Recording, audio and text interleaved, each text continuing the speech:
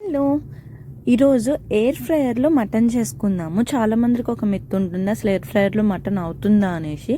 ఈ రోజు అయితే నేను చూపిస్తాను అవుతుంది అనేసి.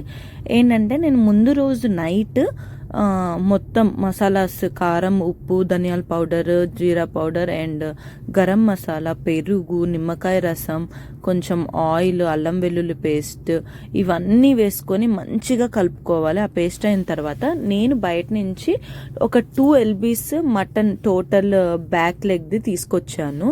అది మంచిగా ఘాట్లు పెట్టుకోవాలి. ఘాట్లు అంటే కొంచెం పెద్దగానే పెట్టుకోవాలి, ఎందుకంటే మీకు ఓవర్ నైట్ ఈ మసాలాస్ ఏదైతే ఉందో దాంట్లోకి మంచిగా అవ్వటానికి మంచిగా అట్లా కలిపేసుకొని మీరు మొత్తం ఫ్రిడ్జ్లోనే ఉంచుకోవాలి. నాకు తెలిసి అయితే మినిమం 6 అవర్స్ అయితే ఉండాలి.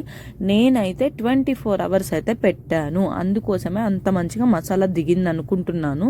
ఇప్పుడు ఏంటంటే మనం ముందే ప్రీహీట్ చేసిన ఎయిర్ ఫ్రైయర్లో మొత్తం ప్రీహీట్ చేసుకొని పెట్టుకొని నేను చూపించిన అంత క్వాంటిటీలో మీరు మొత్తం సెట్ చేసుకోవాలి. అండ్ పక్కన ఏంటంటే నేనైతే ఇది మొత్తం ఫాయిల్ మీద చేద్దామని ఫిక్స్ అయ్యాను.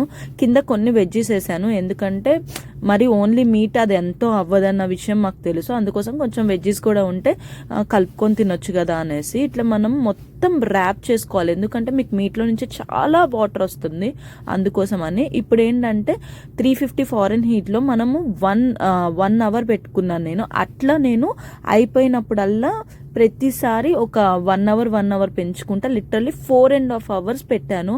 అప్పుడైతేనే నాకు మటన్ చాలా బాగా కుక్ అయింది. నేను 3 అవర్స్కి ఒకసారి తీసి చూసాను ఇప్పుడు, కాకపోతే నాకైతే ఏమంత అవ్వలేదు, అది లోపల రెడ్ మీట్ అంతా కనిపించింది. మళ్ళీ ఒక 1 అవర్ పెట్టాక ఇప్పుడు చూడండి అసలు మీట్ అనిపించలేదు మాకు, ఏంటి ఇంతే అయిపోయింది అనుకున్నాము.